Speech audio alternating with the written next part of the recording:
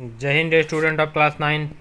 My dear students, today we will start first unit of chapter number 6, that is My Childhood. Dear students, this is a story about APJ Abdul Kalam, the ex honorable Prime Minister, the ex and late President of India, that is APJ Abdul Kalam. So dear students, without getting delay, let's get started, right? So I was born into a middle class Tamil family in the island town of Rameswaram in the erstwhile Madras state. My father, Janul Abdin, had neither much formal education nor much wealth. Despite these disadvantages, he possessed a great innate wisdom and a true generosity of spirit. He had an ideal helpmate in my mother, Asiama. I do not recall the exact number of people she fed every day, but I am quite certain that far more outsiders ate with us than all the members of our own family put together. So here the story started from Rameswaram. The background of the story is Rameswaram. Story is being plotted at Rameswaram, and that was Rameswaram is now considered as Madras, but Chennai. But that time it was considered as Madras, right? His father name was Janul Abdin, and he was not much educated, but he has possessed innate wisdom. Means he was wise, and his mother name was Asiama, and she has fed a number of people more than family members inside the house. The outsiders always uh, fed there, right? I was one of many children, a short boy with rather undistinguished looks, born or tall and handsome parents. We lived our ancestral house, which was built in middle of 19th century. It was a fairly large pakka house made of limestone and brick. On the Moscow street in the Rameswaram, my austere father used to avoid all essential comforts and luxuries. However, all necessities were provided for in terms of food, medicines, or clothes. In fact, I would say mine was a very secure childhood, both materially and emotionally. Abdul Kalam is saying that he is one of the many children of the family, and he is not having a very good look. He is not uh, uh, because he is not born to a tall and handsome parents. He was living in his ancestral house, which was built in 19th century. It was a fairly pakka house, that was made by brick and limestone, right? And his simple father doesn't appreciate any kind of material things, but all the things that was related to his livelihood, that was provided him very well, right? When the Second World War broke out in 1939, when I was 8 years old, for reasons I have never been able to understand, a sudden demand for tamarind seeds erupted in the market. I used to collect those seeds and sell them to a provision shop on Moscow Street. A day's collection would fetch me the primarily sum of 1 anna. My brother-in-law Jalaluddin would tell me stories about war, which I would later attempt to trace in the headlines in Dinamani. Our area, being isolated, was completely unaffected by the war, but soon India was forced to join the Allied forces, and something like a state of emergency was declared. The first casualty came in the form of suspension of the train halt at Rameswaram station.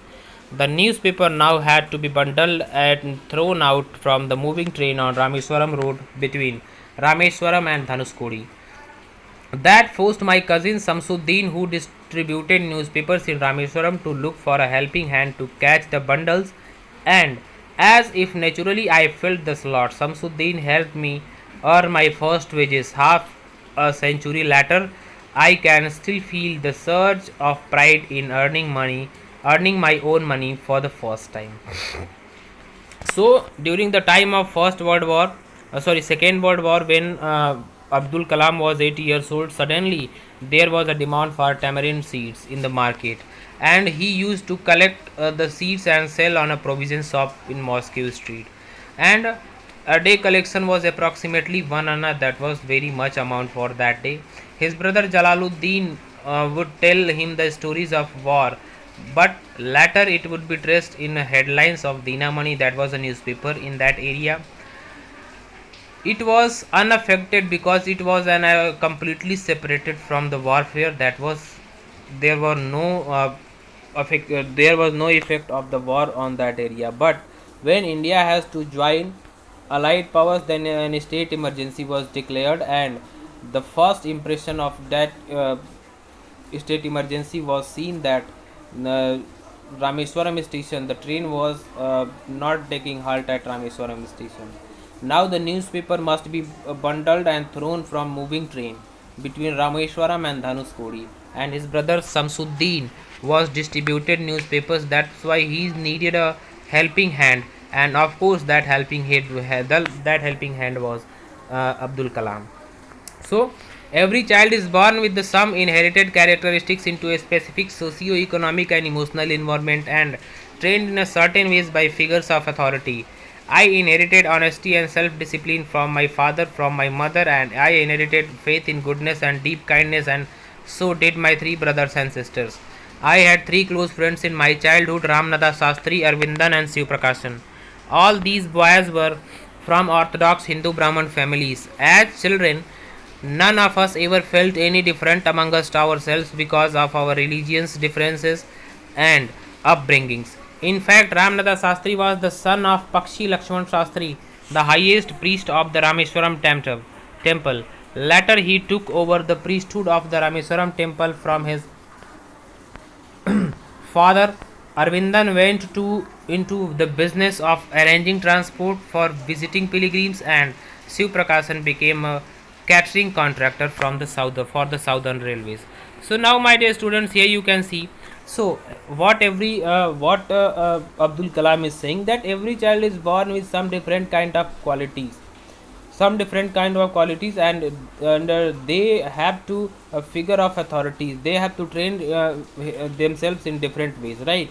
So first of all, Abdul Kalam is saying that he is possessing honesty and self discipline from his father and mother, and he is having goodness and deep kindness too.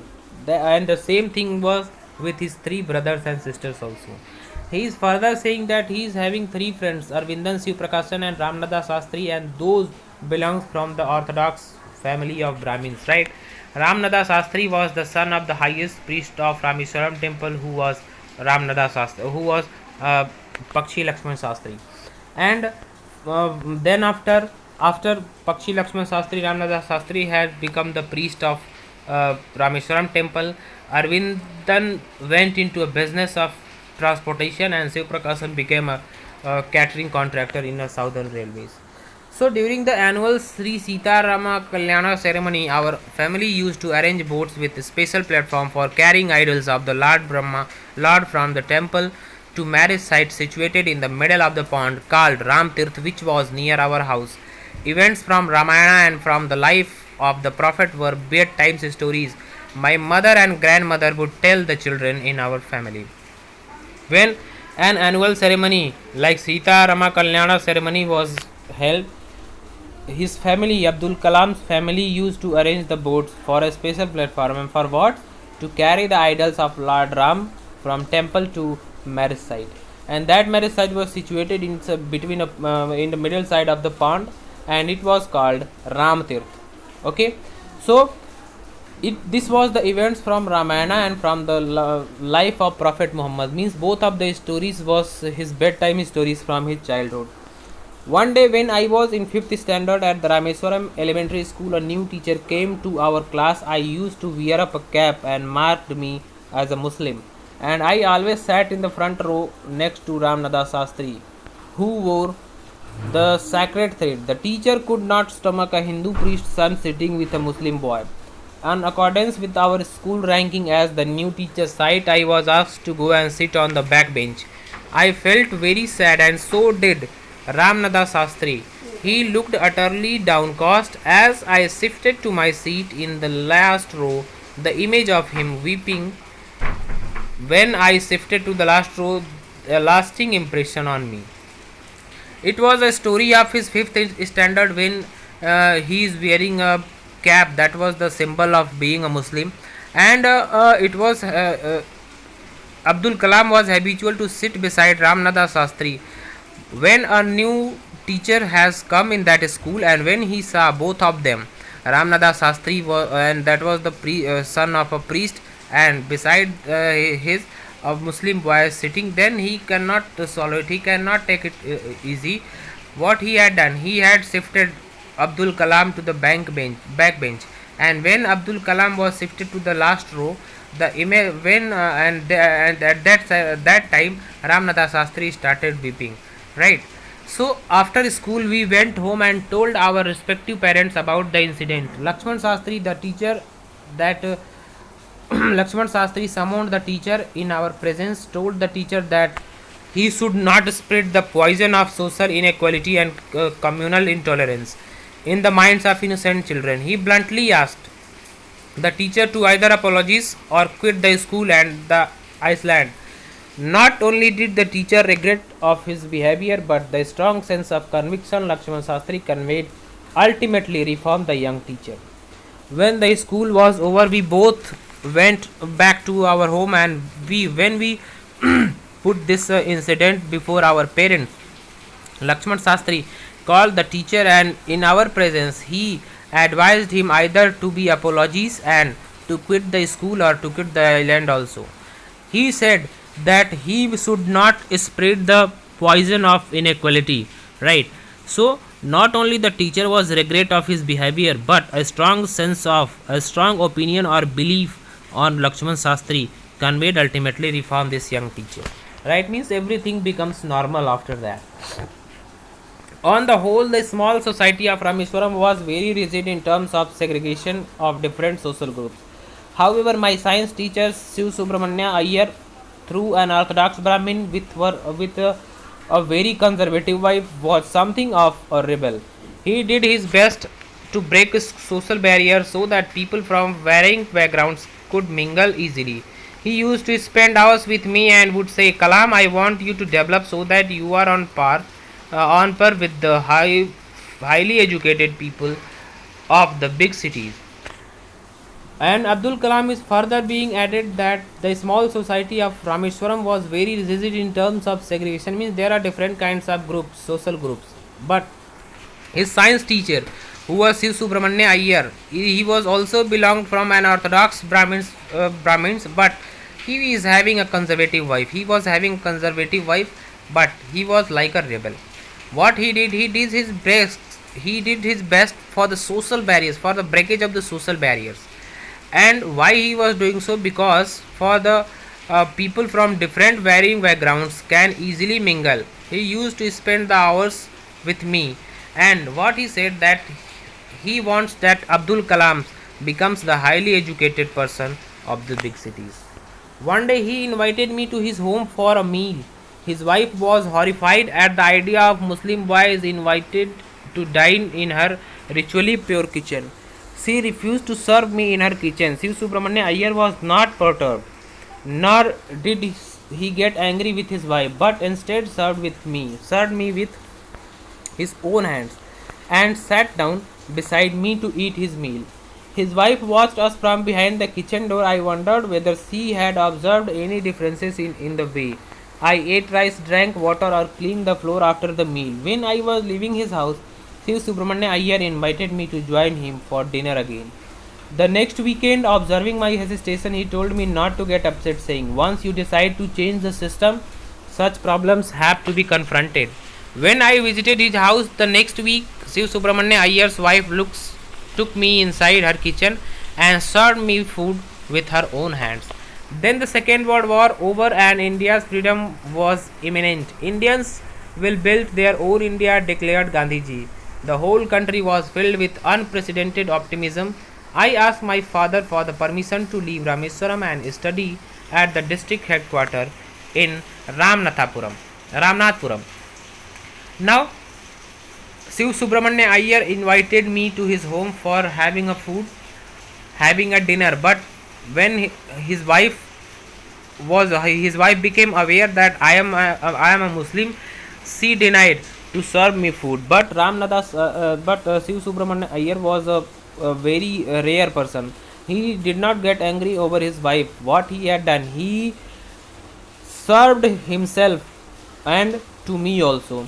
and he sit beside me. Then after we ate food, but his wife was watching all the times when we were eating, right? That means maybe she was watching about the differences between both of us, that there are any kind of irregularities between me and Shiv Subramanya Iyer.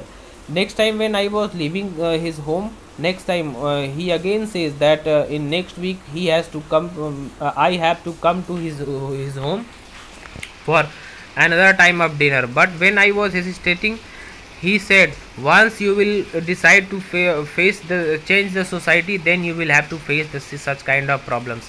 But when I visited second times to his home, this time his wife his wife herself served me the food.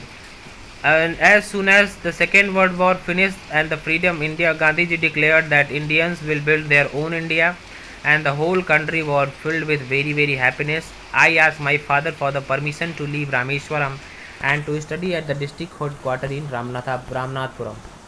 So he told me as if thinking aloud, Abul, I know you have to go away to grow. Does the seagull not fly across the sun alone and without a nest? He quoted Khalil Gibran to my hesitant mother.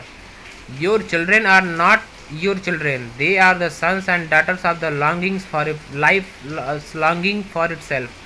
They come through you, but not from you. You may give them your love, but not your thoughts, for they have their own thoughts.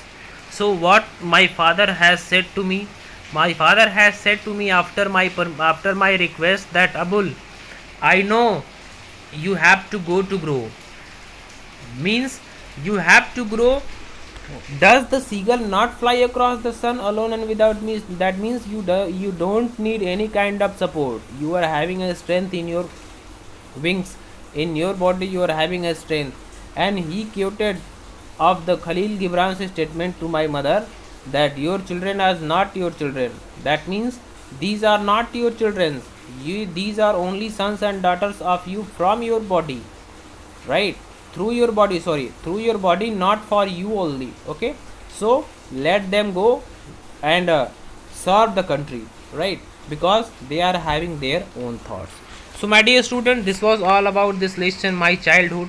The lesson has been finished, and after this we have completed up to unit 6. From tomorrow unit 7 will be started, my dear students. So you will have to see the videos again and again, and today I will send you the question and answers through the application. That's why you can so that you can prepare all these lessons very well. So my dear students, now this time I have to leave. We'll meet in the next video session. Up to the time, thank you, have a nice day, Jai Hind.